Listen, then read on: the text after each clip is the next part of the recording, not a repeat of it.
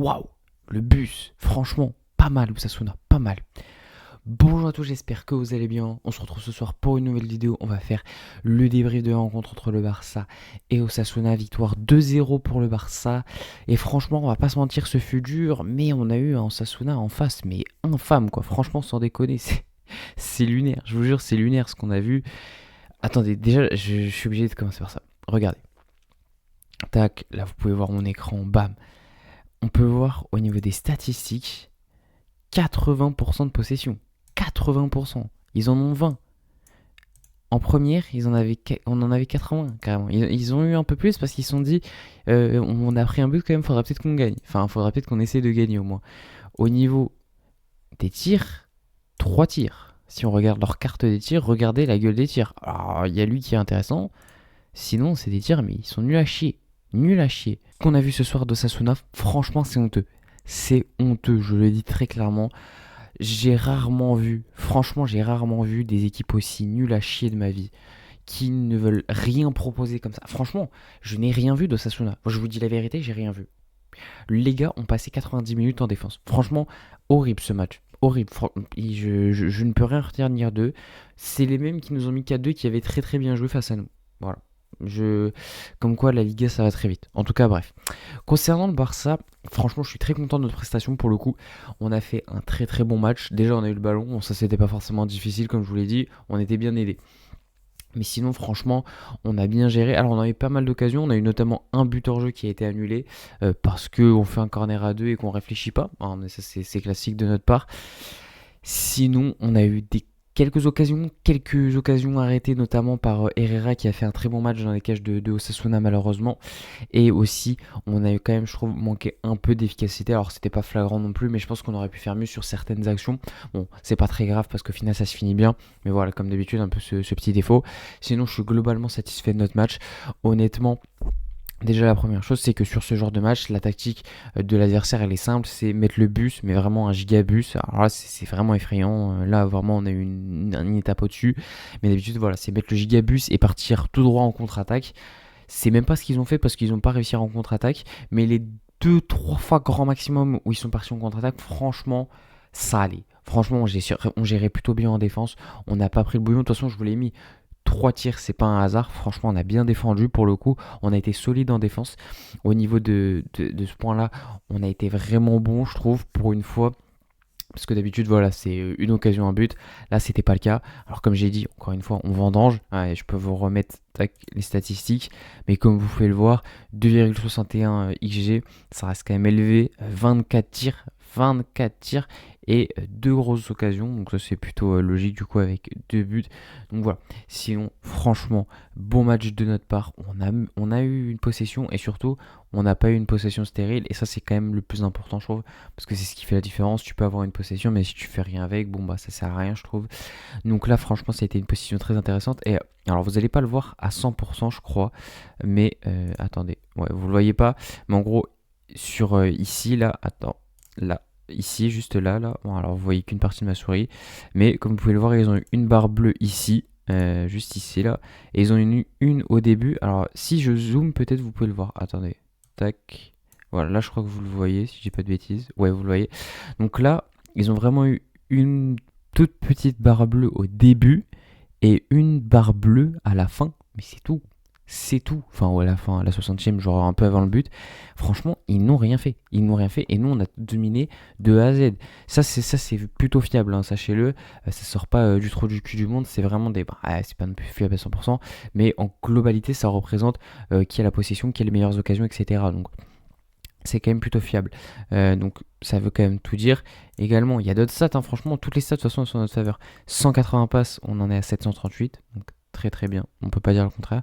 14 corners, 5 arrêts du gardien, ça m'étonne pas, franchement. 5 arrêts pour Herrera qui a fait un très très bon match. Après, franchement, il n'y a pas trop de choses intéressantes, je pense, à ce niveau-là. Au niveau des statistiques, en tout cas, je vois pas qu'est-ce qui pourrait nous intéresser, pour être 100% honnête.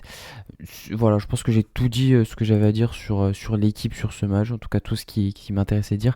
Maintenant, on va passer aux joueurs parce que là, pour le coup, il y a beaucoup plus de choses intéressantes et j'ai beaucoup plus de choses à dire.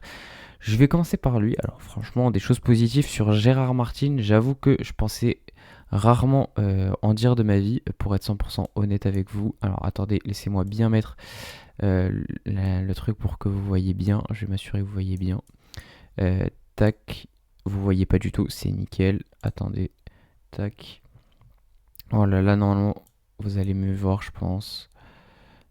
Hop là, bon, là vous voyez mieux, je pense. Si je suis pas fou. Ouais, vous voyez mieux. Donc, franchement, Gérard Martin, excellent. Excellent match. Alors, on peut voir ses stats. On va peut-être commencer par ça. Déjà, 7,5 de note. C'est une très très bonne note, ça c'est clair.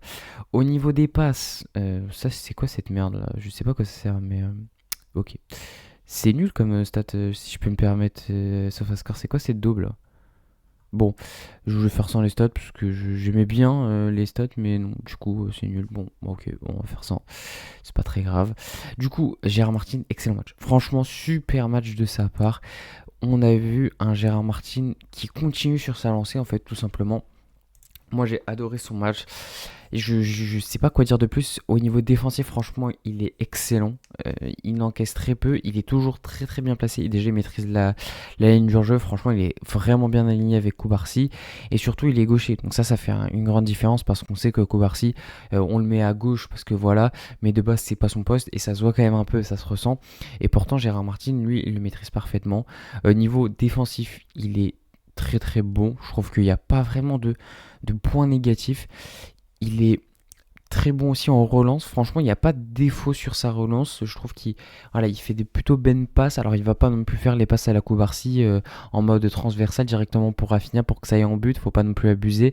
Mais il est très correct sur sa relance. C'est pas la relance à Raro, quoi. On va être 100% honnête. Donc ça, c'est très très bien. Et il fait le taf totalement. Et je dis pas que ça va être le nouveau Inigo Martinez. Soyons honnêtes, il y a peu de chance. Mais s'il continue à faire ça, je vois pas trop de contre-indication au fait de le laisser titulaire, tout simplement. Parce que Araujo, on sait très bien que même s'il revient, ça y est, c'est fini. Soyons honnêtes, c'est terminé, Araujo. Et là, bah, tu te dis, bah, pourquoi pas en fait. Gérard Martin, il fait le taf, il est plus qu'honnête. Tous les matchs, il est bon, il fait pas de dinguerie. Enfin, il veut dire, laissons-le, laissons-le. En tout cas, moi, ça me va pour l'instant. Et je vous dis, hein, vous savez très bien combien j'ai critiqué Gérard Martin sur cette chaîne. J'ai fait que ça, quasiment. Mais quand il fait des bons matchs, moi, vous savez, j'ai aucun agenda, j'ai contre aucun joueur. Je supporte juste le Barça. T'es bon, je le dis. T'es pas bon, je le dis aussi. J'en ai rien à foutre. Je suis repère. Moi, mon seul joueur, c'est Messi. Sinon, je n'ai pas de joueur. J'aime beaucoup Rafinha aussi, mais s'il fait des mauvais matchs, je le dis. Hein. Le nombre de matchs où Rafinha fait. Enfin, non, il n'y en a pas beaucoup, mais les matchs où Rafinha faisait un mauvais match, je le dis. Et d'ailleurs, on va en parler de Rafinha, justement, qui a eu un 8,9 de note. Alors, bon, soyons honnêtes, son 8,9, c'est clairement parce qu'il est buteur. Double buteur même, doublé pour lui. Alors, franchement, c'est ça qui est fort avec Rafinha, parce que moi, je trouve pas son match extrêmement intéressant, pour être honnête avec vous. Alors, pas aidé par le fait forcément qu'il était face à un bloc extrêmement bas, quasiment 11 dans les cages, donc forcément c'est beaucoup plus compliqué. Mais malgré tout, je trouve que Rafinha était assez décevant pour être honnête avec vous, dans le sens où je trouvais qu'il faisait beaucoup d'erreurs assez simples. Des fois, il tirait et la balle partait en l'air, ou alors elle partait même pas du tout. On l'a vu plusieurs fois ça dans le match. Des passes qui étaient mal dosées, mal calibrées, qui allaient pas là où forcément il voulait. Alors juste des passes complètement ratées. Pareil, qui partait pas. Il a fait beaucoup de choses comme ça où ça partait pas. T'as l'impression qu'il visait le sol limite. Des contrôles qui des fois passaient pas non plus. En tout cas, je l'ai trouvé un peu en dedans, mais c'est ça qui fait la force de Rafinha, c'est que même quand il est pas très bon, quand il est pas non plus à son prime, on va dire, et il te met un doublé. C'est ça qui est magnifique avec lui, c'est ça qui est super fort. Et c'est pour ça que je kiffe Rafinha forcément. Déjà, c'est un capitaine, ça c'est logique, c'est notre capitaine pour moi. Je peux le répéter à l'infini.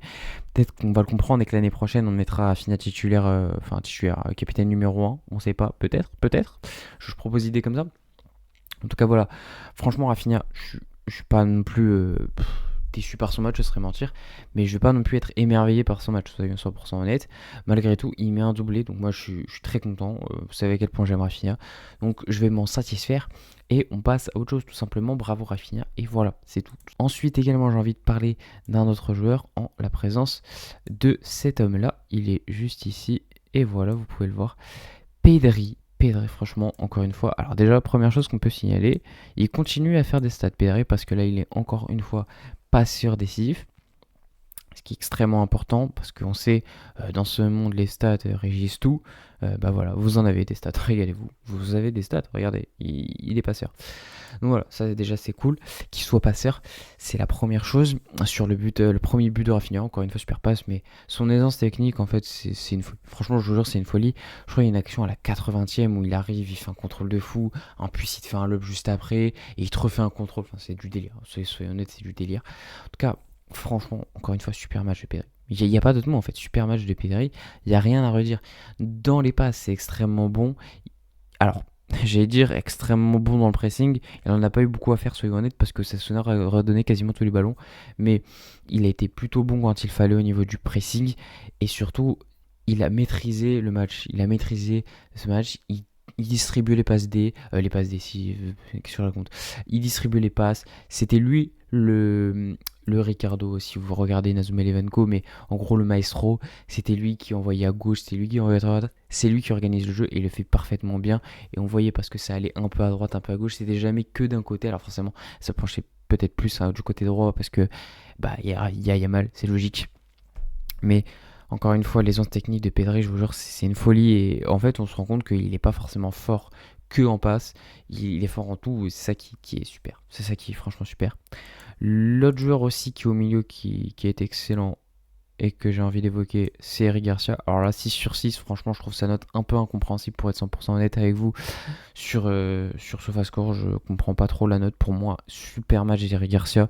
Encore une fois, il a fait son job, quoi. Il a fait son job. Il a été très bon défensivement. Très très bon. Et en fait, il y a des joueurs, je sais même plus quoi dire parce qu'ils ont été excellents. Je vous dis la vérité. Eric Garcia continue sur sa lancée des matchs. Et il est en train de prendre la place de Frenkie de Jong. C'est ça qui est assez magnifique. C'est que Frenkie de Jong, avant sa blessure, avant ses deux absences, était quand même, je trouve, assez bon. Et il est en train de prendre sa place très clairement. Je sais pas. Franchement, Eric Garcia, il faut qu'il continue comme ça parce que c'est ce qu'on appelle un match parfait, en fait, quasiment, dans le sens où il est bon offensivement, bon défensivement. D'ailleurs, il a une très grande présence offensive. Faut pas oublier que Eric Garcia, quand même, a mis des buts importants sur le Real. Je pense notamment l'année dernière, mais même sur des matchs importants, Inter. Il a une très grande présence offensive et je trouve que ça, même en étant milieu défensif, il apporte. C'est-à-dire qu'il fait des percées, il est très haut sur le terrain, mais ça ne déséquilibre pas l'équipe. Et c'est ça qui est assez intéressant parce que Eric Garcia, c'est pas il monte et il se dit ah rien à foutre de ce qui se passe après. Non, non, il réfléchit quand même. C'est-à-dire qu'il monte, mais il prend pas trop de risques. C'est des risques mesurés. Ça qui est extrêmement intéressant avec lui. On voit haut sur le terrain, mais on sait qu'il va rien se passer après parce qu'il contrôle. Et ça, c'est extrêmement intéressant. Et en défense, pareil, on sait, de toute façon, de base, c'est un défenseur central, donc forcément, il maîtrise et ça se voit direct. Franchement, très bon, encore une fois. Et enfin, je vais finir avec un autre homme. Il est juste ici, Lamine Yamal. 7,8 sur SofaScore. Pareil, j'ai pas trop kiffé son match. Alors, il a été élu homme du match, je sais, pour ce match par la Liga. Franchement, je suis pas trop d'accord pour être 100% honnête avec vous. J'ai pas trop kiffé son match. Alors oui, forcément, ça reste du Yamal, donc il va te faire des dribbles, il va être spectaculaire. Il a eu quelques occasions, dont une où Herrera va faire un super barré. C'est une frappe où je crois qu'il revient dans l'axe. Il a fait des choses, bien évidemment, ça reste Yamal, c'est logique.